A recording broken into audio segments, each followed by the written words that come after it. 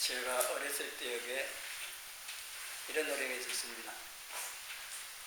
앞사람 등에다가 머리를 대고 손은 허리에 잡고 가면서 어느 만큼 왔냐고 물으면은 앞사람은 당당 물었다. 이런 노래 한 기억이 있는데 하신 분이 있을지 모르겠습니다만은 누가 우리에게 예수님께서 어느만큼 오셨냐고 물은다면은 뭐라고 대답하시겠습니까? 당당 멀었다? 아직 멀었다? 안 오신다? 곧 오신다고 대답을 해야 합니다. 그렇습니까? 아니, 물어보는 게 어쩔 수 없이 대답하는 게 아니고 실질적으로 내가 예수님께서 다시 오신다 이 사실을 알 뿐만 아니라 그 다시 오시는 주님 발걸음이 육신의 이 귀로는 안 들려도 지금 가까이 오고 계심을 알고 그를 기억하면서 살고 있느냐 하는 겁니다. 이 시간에 더욱 가까이 오시는 주님을 맞이할 준비를 하라는 말씀을 듣겠습니다. 주님께서는 약속하신 대로 반드시 재림하십니다. 다시 오십니다. 예수님은 반드시 다시 오십니다. 여러분이 인정하든 안 하든 예수님 말씀하신 대로 이루시는 분이기 때문에 다시 오시는데 요한복음 14장 3절에 예수님께서 제자들에게 예수님께서 하늘 아버지께 가서 너희를 위하여 거처를 예비하며 내가 다시 와서 너희를 내게로 영접하여 나 있는 곳에 너희도 있게 하리라. 승천하시기 전에 예수님이 제자들에게 약속하신 겁니다. 이 거처를 천국에 우리가 살 집, 건물을 생각을 할지 몰라도요. 사실 그것보다는 우리가 살고 있는 이 육체를 영혼이 거하는 집으로 장막으로 표현을 합니다. 장막이 무너지면 그날은 죽으면입니다. 이게 고린도 후서 5장 말씀이 나오는데 그래서 이 거처 이 집도 마찬가지입니다. 눈에 보이는 어떤 건물 그 의미보다도 그럼 뭐겠습니까? 우리 육의 이 몸이 영혼의 거처라고 했다고 하면은 우리가 영원히 살 거처는 부활체로 말합니다. 이 육의 몸이 있듯이 영의 몸이 있어요. 부활체. 그 부활체. 그러면 이 땅에 우리가 지금 살아가고 있는 것은 이 부활체, 하나님과 영원히 살 수 있는 이 부활체를 준비하는 기간이고 성도들이 이렇게 준비가 되어지도록 성령 지금도 역사하시고 주님께서는 기다리신다는 겁니다. 물론 이 거처 이게요. 우리가 가서 살 천국에 눈에 보이는 어떤 건물 형태의 거처일 수도 있겠지만은 제가 다른 분들도 달리라고 설명할 수 있겠죠. 근데 제가 이해하고 지금 설명드리는 건 저는 그렇게 이 말씀을 이해를 한다는 겁니다. 이게 이제 성경 다른 말씀들하고 연결해 볼 때 이게 더 맞다고 생각이 되어집니다. 우리가 늘 기억할 것은 내가 이 육신을 입고 이 땅에 살아가는 것은 한정되어 있습니다. 제가 표현을 했잖아요. 어머니 뱃속에서 모태에서 10달 동안 준비된 몸을 가지고 이 땅에 태어나서 70년, 80년, 100년 살다가 가는데 이 땅에 이 육신을 입고 70년, 80년, 100년 사는 것이 영적으로 엄마와 모태와 같아가지고 그 준비된 몸을 가지고 천국에서 영원히 산다. 그래서 우리가 이 땅에 사는 이 기간은 영원히 살 몸, 또 부활체라고도 표현하는 그것을 준비하는 거라고 했습니다.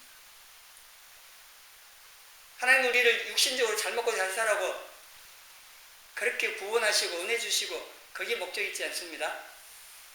로마서 8장 28절 잘 하시는데 29절도 보셔야 돼요. 하나님께서 사랑하시는 우리들을 위해서 모든 것을 합력하여 선을 이루시는데 그 선은 세상적 육신적인 그런 복이 아닙니다. 그 아들 예수 그리스도의 형상을 본받도록 하기 위해서 모든 것을 사용을 하신다는 거예요. 그래서 모나무 다 깎아가지고 예수 그리스도의 형상을 담도록. 이게 하나님의 관심이고 구원하신 목적이기도 하고 우리가 관심을 가져야 할 부분이 이겁니다. 제가 늘 강조하지만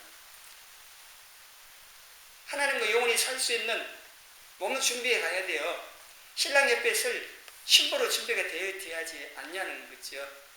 육신적으로 잘 먹고 살 사람은 뭐합니까? 앞으로 여러분 70년, 80년 못 살아요, 이제. 우리 70년 살 사람도 있겠구나. 지수 같으면 70년 살라고 그러는데. 그래도 70년이에요. 그 끝입니다. 이 육신을 입고 세상 사는 건. 그러나 천국 가서 영원히 살 것은 100년, 1000년도 아니고 영원입니다. 어느 몸이 더 중요하겠어요? 잘 생각을 하셔야 돼요. 그래서 육신적으로 잘 먹고 잘 살라고만 생각하지 마시고, 물론 그게 필요합니다. 건강해야 우리 하나님 잘 섬기고 내 영혼도 준비하지요. 그래서 중요한 것은 하나님께서 관심을 가지고 계신 우리 영혼,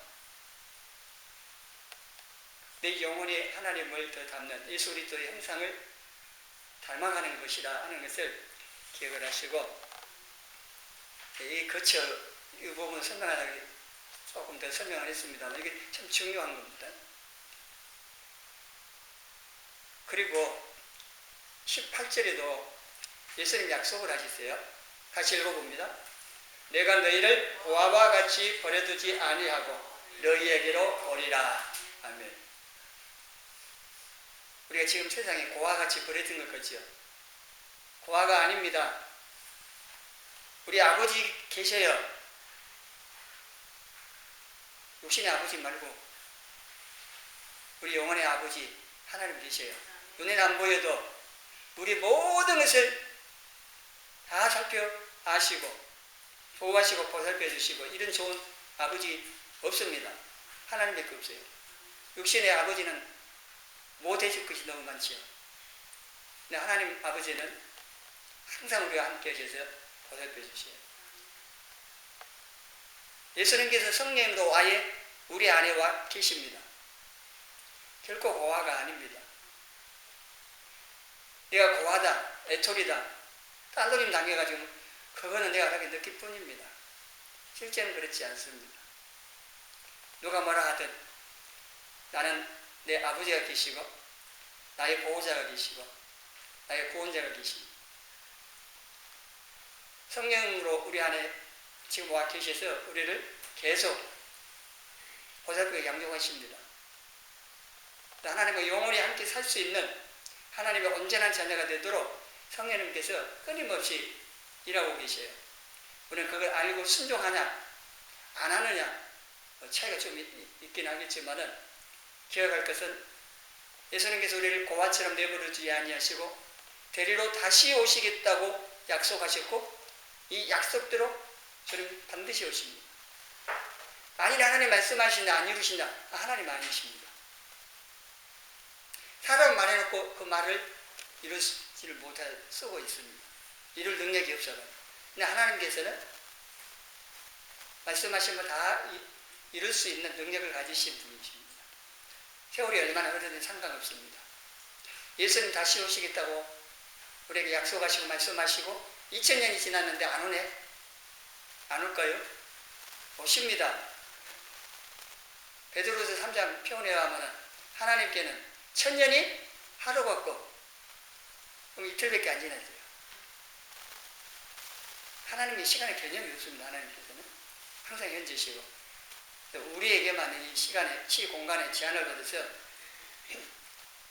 세월이 많이 흘러갔는데 세상에 아무 일도 안 일어나고 베드로후서 3장 조롱하는 사람 말처럼 천지 만물이 창조되고 지금까지 그대로 있고 지금까지 보니까 예수님 오실 것 같지도 않고 안 온다 뭐 그런 게 아니라는 겁니다. 그렇게 보일지 몰라도 사람들이 그렇게 말할지 몰라도 예수님 말씀하신 대로 반드시 이루시는 분이기 때문에 다시 오시겠다고 하신 약속도 분명하게 이루셔서 오시는 겁니다. 그리고 이게 통계적으로 봐도요, 성경의 수많은 약속들을 하나님 하시고 이루셨어요. 아직 성취 안 된 것이 예수님의 재림입니다. 그럼 이거 하나 안 이루실 것 같습니까? 다 약속하신 말 이루셨다면은 이 재림도 이 약속도 하나님께서 지키실 것을 이루실 것을 우리가 믿을 수가 있다고 하는 겁니다. 본문 앞에 마태복음 24장 33절에 보면은 이 모든 일을 보거든 인자가 가까이 곧 문 앞에 이룬 줄 알라고 했습니다. 이 모든 일, 그는 앞의 내용입니다. 그는 예수님의 제자들의 질문에 대답하신 주님의 재림과 세상 끝날 종말에 대한 징조들에 대한 내용들이 3절 질문 받고 4절부터 쭉 설명을 하고 계십니다. 이 징조들이 이루어지는 것을 통하여서 예수님의 재림, 세상 끝이 어느 만큼 왔는지를 우리가 알 수가 있다고 하는 겁니다. 재난의 시작이라고 있습니다. 거기 징조들 가운데 보면은 첫째 이게 지구상 곳곳에 지진이 있고 기근이 있고 나라와 민족 간의 전쟁이 있고 자연의 재난, 이게 하나의 재난이 시작돼 예수님의 재림의 시작을 알린다고 하는 건데 이거는 시대만 있었죠. 시대마다 지진도 있었고 기본으로 수많은 사람이 죽어가고 자연의 재난 얼마나 많이 있었습니까? 근데 우리가 살고 있는 이 시대만큼 이렇게 전 세계적으로 크게 빈번하게 일어나는 시대도 없습니다. 뭐 통계를 내봐도 다 나와요.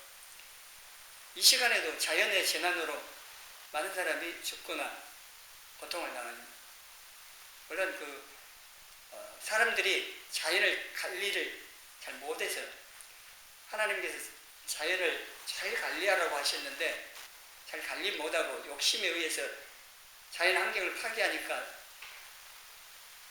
그 대가를 치르는 면도 있습니다. 그런데 예수님의 재림의 징조에 대한 말씀들이 이루어지는 측면도 있기 때문에 우리 이것들을 잘 봐야 합니다. 텔레비, 인터넷, 스마트폰 보시는데 별로 좋지 않는 유익도 안 되는 거 많이 보지 마시고 세계 돌아가는 상황을 잘 보세요.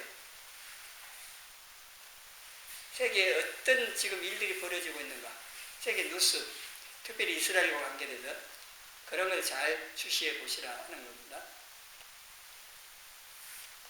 우리나라의 삶도 잘 보셔야 돼요. 눈이 가려져 갖고 분별 못하지 말고 잘 분별하시고 내가 성도로서 어떻게 신앙생활하고 나라 민족을 위해서 무엇을 해야 할까? 또 세계 전체적으로 보면서 이 시대에 하나님께서 무슨 일을 하고 또 그 일에 내가 무엇을 할까? 기도하시면서 사시라는 겁니다. 이 징조들이 이루어진 걸 보면은 예수님께서 문 앞에 이룬 줄 이렇게 지금 놓고 직전에 난 겁니다. 놓고 해보면은 보신 걸 해야 되는데 지금 문 앞에 이르셨습니다. 근데 아직은 문을 두드리지는 않고 계십니다. 이게 이루어지려면은요, 이 마태복음 24장의 징조들 뿐만 아니라 또 하나 중요한 기준이 데살로니가 후서 2장 3절 4절에 나와 있습니다. 설명드린 바 있는데 배교는요 어쩌면 다 이루어졌다고 볼 수도 있어요. WCC나 종교 다원주의 사상으로 우리나라도 지금 밀려 들어옵니다. 다른 유럽, 미국 같은 데는 무너졌고 그래서 배교합니다. 교단이 WCC에 가입했다고 해서 그 소속된 교회까지 다 배도했다 말은 할 수는 없지요. 누구는 그렇게 주장하는 사람들이 있는데 그러나 그렇지는 않습니다. 교회가 또 그렇다고 해서 교회 안에 있는 성도들 다 그러냐 또 그렇지 않습니다. 왜냐하면 신앙은 하나님과 나와의 관계에 있죠. 그럼 그 잘못된 사상을 가르치고 있으면요 떠나면 됩니다. 돌이키면 돼, 돌아서면 되는 거죠. 거기 소속되어 따라갈 필요가 뭐가 있어요? 멸망으로 가는 그 길 말해서 안 되면 나와야죠. 같이 멸망으로 갈 필요가 뭐 있습니다. 교사님이 구원해 줍니까? 그렇지 않잖아요. 그래서 이 배교하는 일은 영적인 이런 면에 봤을 때 이루어졌다고 볼 수가 있고 하나 남은 것이 있다면 성전이 세워져야 됩니다. 솔로몬이 세웠던 성전 무너져서 다시 세워지고 다시 무너지고 그 무너진 그 자리인지 아닌지 몰라도 하여튼 예루살렘에 성전이 다시 세워지고 하나님께 제사 드려짐과 동시에 어떤 놈이 나타납니다. 적그리스도 나타나서 자기가 하나님이라고 하면서 숭배하게 하는 그러면은 그게 이제 재림 마지막 징조고 예수님 오신 그렇게 되는데 아직까지는 아니다는 얘기죠. 그래서 예루살렘의 성전이 건축 시작됐다고 뉴스를 듣거든요. 그거는 이제 진짜 예수님 오신 시간이 된 겁니다. 근데 아직은 아니고요. 준비는 됐다고 그럽니다. 성전의 모든 것들 준비는 됐는데 아직 해교 사원이 세워져 있습니다. 그 성전 자리에. 그걸 무너뜨려 거기 세울지 아니면은 어느 곳에 세워질지 모르는데 그래도 그 자리에 세워질 겁니다. 그 자리가 의미가 있거든요. 아브라함이 이삭을 바쳤던 자리고 다윗이 거기에서 하나님께 제사 드렸던 자리이기도 하고 솔로몬 성전 세웠던 자리이고 그렇기 때문에 그 자리에 세워질 거라고 보는데 모르죠 뭐. 중요한 것은 예루살렘의 성전이 다시 세워져야 한다는 그리고 적그리스도가 나타나야 되고 이 적그리스도가 아직은 나타났다고 보지 않고 적그리스도의 영을 받은 어떤 존재가 활동을 하고 있습니다. 보통 교황을 좀 말을 합니다만 어쨌든 그렇습니다. 이런 것들을 세상 돌아가는 것들을 보시면서 잘 분별하셔서 이 시기 어느 시기인지 알고 사시라고 하는 겁니다. 우리가 징조들이 이루어지는 것들을 볼 때에 우리가 정신을 차리고 주님 맞을 준비를 정말 해야 할 때가 됐다고 하는 겁니다. 주님께서 언제 오실지 알지 못하기 때문에 깨어서 준비해야 된다고 오늘 본문에 42절, 44절에 말씀합니다. 생각하지 않을 때에 주님 오시기 때문에 깨어서 준비하고 있으라는 겁니다. 그 도둑이 언제 온지 그 비유를 해놨는데요. 아무도 모르게 온다는 얘기 표현도 합니다만은 그 하나님만 아신다고 하는 그 문자적으로만 이해할 게 아닙니다. 시한부 종말론자들 때문에 예수님의 재림은 하나님만 아시는데 딱 못 박아놨는데요. 하나님의 모든 것을 성령님 아십니다.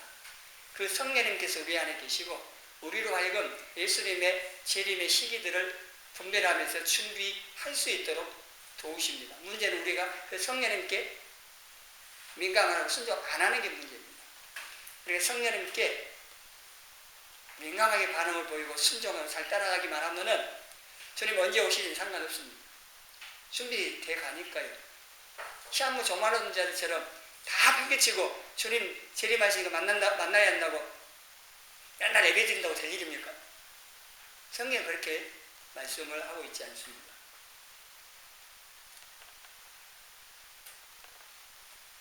48절부터 51절에 보면은요, 악한 종에 대한 내용이 나오는데요. 주님께서 더디 오신다, 또 오시지 않는 것처럼 착각을 하고 벌을 받을 일만 많이 한다면은 이제 엄한 벌을 받을 겁니다. 여러분은 주님의 재림이 얼마만큼 가까이 왔다고 느껴지고 또 그 재림을 소망하고 준비하며 사느냐는 겁니다. 이게 없으면은요, 육신의 욕심을 따라 마음대로 살 수도 있습니다. 세상을 쫓아서 세속화가 되고 세상에 파묻혀 살 수 있습니다. 근데 주님 다시 오심이 진짜 가까워지고 심판이 있으면 알면요, 그렇게 살 수가 없죠. 그래서 사단은 우리에게서 재림과 부활과 천국에 대한 믿음과 소망을 뺏어가 버리고 심판에 대한 것도 생각하지 않도록 만듭니다. 이게 없으면요, 육체의 욕심이 이끄는 대로, 사단이 이끄는 대로 가버립니다. 그렇게 삽니다. 여러분 자신도 한번 살펴보세요. 이거 어떻게 지금 신앙생활을 하고 있는지. 마태복음 25장에 나온 슬기 있는 사람들은 등만 준비한 게 아니고 그릇에 따로 기름을 준비했습니다. 미련한 사람은 등만 준비했습니다. 그럼 시간이 지나가잖아요. 기름이 떨어지죠.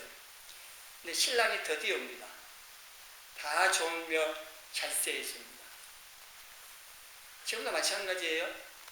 예수님 지금 더디 오시니까 믿는 사람, 안 믿는 사람 뭐 없어요. 다 졸며 잡니다.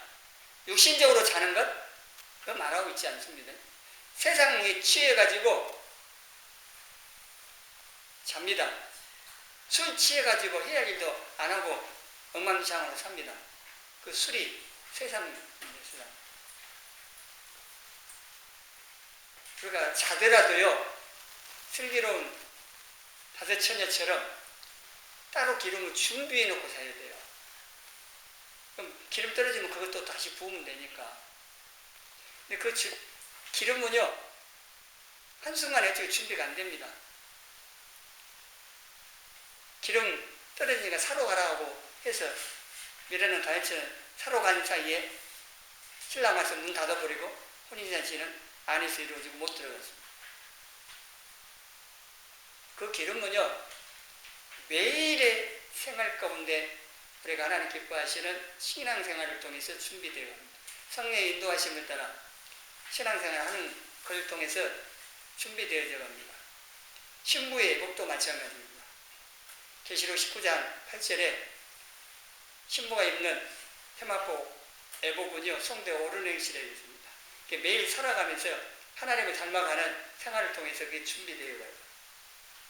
엉망진창으로 살면 어떻게 되겠습니까? 흰 드레스에 오물이 붙든지 아니면 구멍 나든지 그런 드레스, 예복을 입고 신랑 옆에 서는 건 부끄러운 겁니다. 자, 신랑에서 예수는 그렇게 되지 않도록 준비하도록 성령님을 우리에게 보내주신 겁니다. 근데 우리 말 안 들어요. 내 마음대로 산다고 하는 겁니다.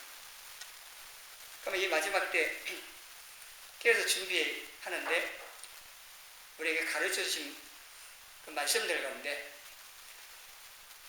누가복음 21장 34절 이하에 우리에게 말씀해 주는데 같이 읽어봅니다. 너희는 스스로 조심하라. 그렇지 않으면 방탕함과 술 취함과 생활의 염려로 마음이 둔하여지고 뜻밖의 그 날이 덕과 같이 너희에게 임하리라. 이 날은 온 지구상에 거하는 모든 사람에게 임하리라. 이러므로 너희는 장차 올 이 모든 일을 능히 피하고 인자 앞에 서도록 항상 기도하며 깨어있으라 하시니라. 아멘. 누가 대신해 주는 게 아니라 우리 스스로, 내 자신이 스스로 조심해야 돼. 방탕함과 술 취함과 생활의 염려로 마음이 둔해지고 주님 재림에 대한 생각하지도 않고 심판대 앞에 서서 심판받는다는 것도 아예 생각도 안 하고 천국에 대한 것도 아무 생각 없고 그냥 세상 것에 취해서 살면은 안 된다 이런 것들로 인하여서 마음이 굳어지지 않도록 마음이 둔하여져서 주님 오심을 모른 채 사는 이런 신앙생활이 않도록 스스로 조심하라 했습니다.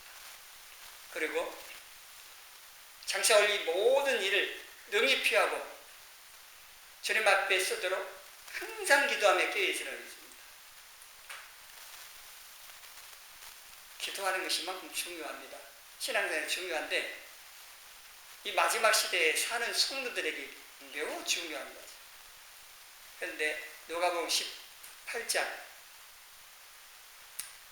8절입니다. 거기 보면은 주님 오실 때에 믿음을 보겠느냐. 믿는 자가 아니고요. 많은 사람들이 믿는 자라고 하던데 믿는 자가 아니고 거기는 믿음을 보겠느냐.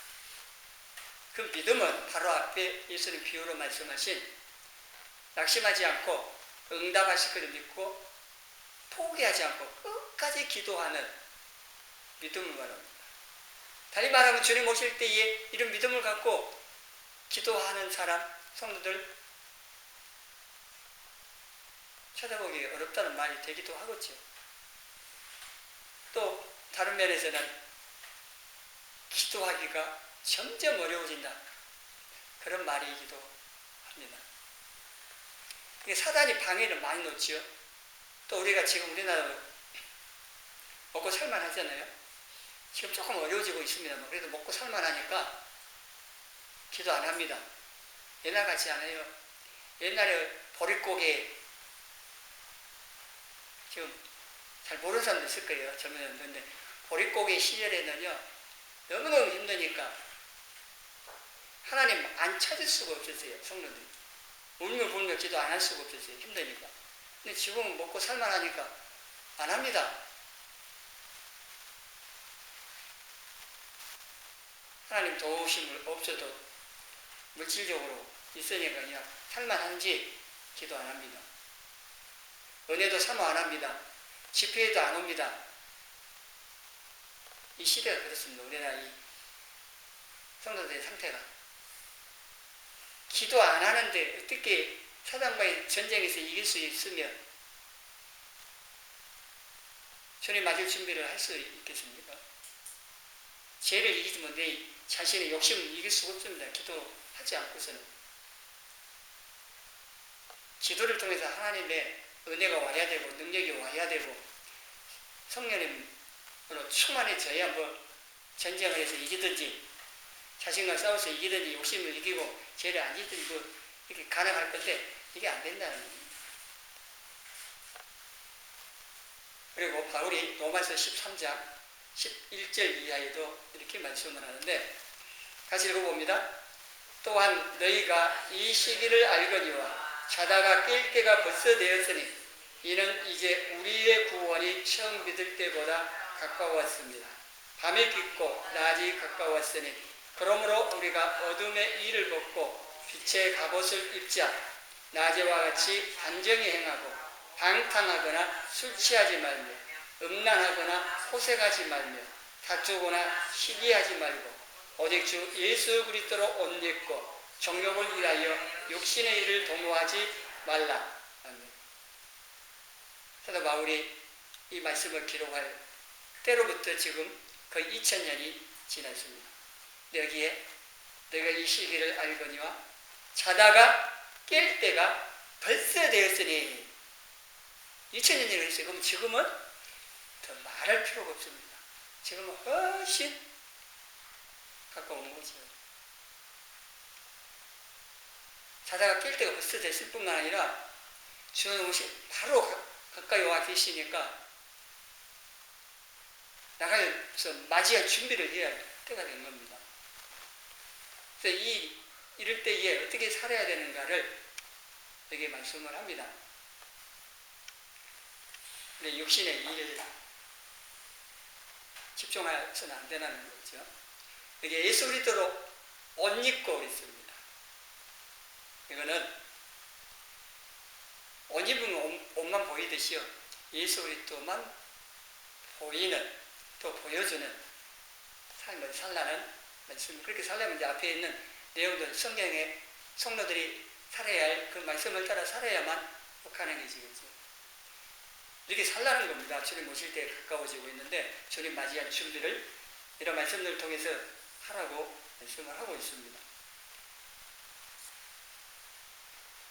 근데 이 누가복음과 로마서의 말씀 두 곳에 다 방탕함과 술 취하지 말라는 말씀이 나옵니다. 하나님 우리에게 주신 것들을요, 내 육신의 욕심을 따라 마음대로 써버리는, 허비해버리는, 그렇게 방탕하게 살아서도 안 되고 세상에 취해서 정신 차리지 못하고 그렇게 살아서도 안 된다는 겁니다. 그렇게 살고 있다가 주님 오신 오늘 어떻게 맞이하시려고요? 2019년도요. 벌써 둘째째입니다. 금방 지나가잖아요. 올해도.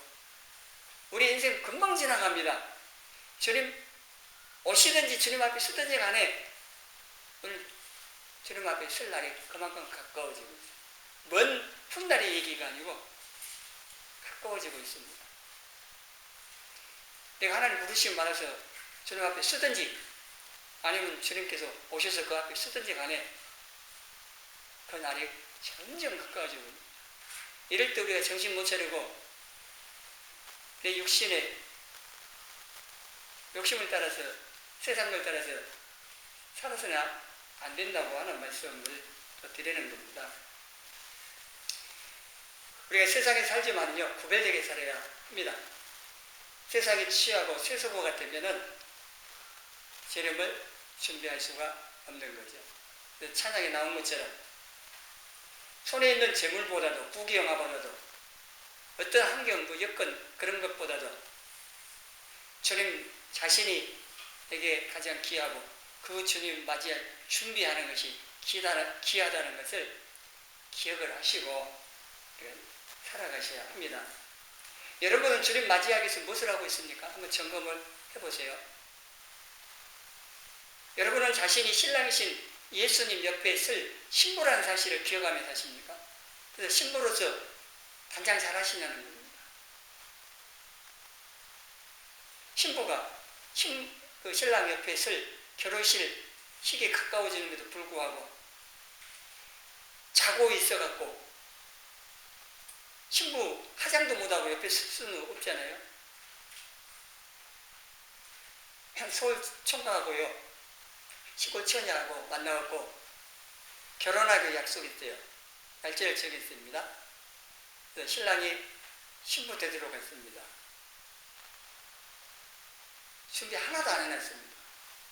왜 안 해놨냐니까 아직 결혼할 날짜가 남아있으니까 이제 준비하면 된다고.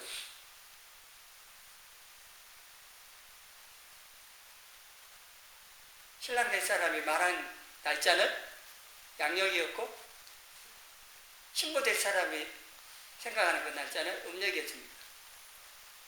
이런 차이가 났어요. 여러분 혹시 예수님 재림 일시를 갖다가 잘못 알고 아직도 시간 많이 남아있는 것처럼 생각하시고 준비도 안 하고 이제 준비하면 되지 하고 준비도 안 하고 사십니까? 아니면은 누구 말만 따라 죽기 전에 예수님 믿고 구원받으면 되지 그 전까지는 마음대로 살다가 그게 자기 마음대로 될 것 같습니까? 마지막 순간에 믿으면 돼요? 근데 마지막 순간에 예수님 믿어지지 않으면 그 은혜 안 주시면 어떻게 될까요? 기회 있을 때 붙잡아야 됩니다. 기회는요 앞에는 머리카락이 많이 있어요. 근데 뒤에는요 없어요. 뒷머리예요. 오고 있을 때 잡지만은 지나가면 못 잡아요. 주님 맞을 준비할 기회가 지금은 있어도 때가 딱 되면은 지나버립니다. 준비할 수도 없고 놓쳐버리면 땅을 치고 통곡해봤자 필요 없습니다. 이 시간도 이 말씀을 들으시면서 다시 한번 주님 재림에 대해서 깊이 생각하시고 내가 이 기회에 있을 때 어떻게 준비하며 살아야 될 것인지를 다시 한번 생각을 하시고 참하고 준비하고 기다리는 사람이 만납니다. 누가복음 2장에 보면요, 시므온과 안나라는 분이 나옵니다. 이분들은 시므온은 성령님의 인도를 받았어요. 성령 충만하고 감동을 받고 인도함을 받았기 때문에 아기 예수님을 만났고, 안나라고 하는 여 선지자도 성전을 떠나지 않고 금식하면서 하나님을 섬겼습니다. 그래서 아기 예수님을 만났습니다. 참호하며 기다려야 만나요. 잠언 8장 17절 같이 읽어봅니다. 나를 사랑하는 자들이 나의 사랑을 입으며 나를 간절히 찾는 자가 나를 만날 것입니다. 아멘. 예수님의 재림을 대망이라고 표현합니다. 간절히 바라고 준비하는 사람, 만나고자 하는 그 사람을 만나주신다고 하는 겁니다. 여러분의 관심사가 지금 무엇이고 우선순위는 무엇이며 무엇을 추구하고 있습니까? 주님의 재림을 진정으로 간절히 사모하고 기다리냐 하는 겁니다. 주님께서 약속하신 대로 재림하실 겁니다. 우리가 징조들을 볼 때 매우 가깝습니다. 우리는 정신을 차려서 기도하고 말씀을 따라서 하나님께서 원하시는 신앙생활을 매일매일 충실히 가면서 기쁨으로 주님을 맞이할 수 있는 저와 여러분이 되어지기를 주님의 이름으로 축원합니다.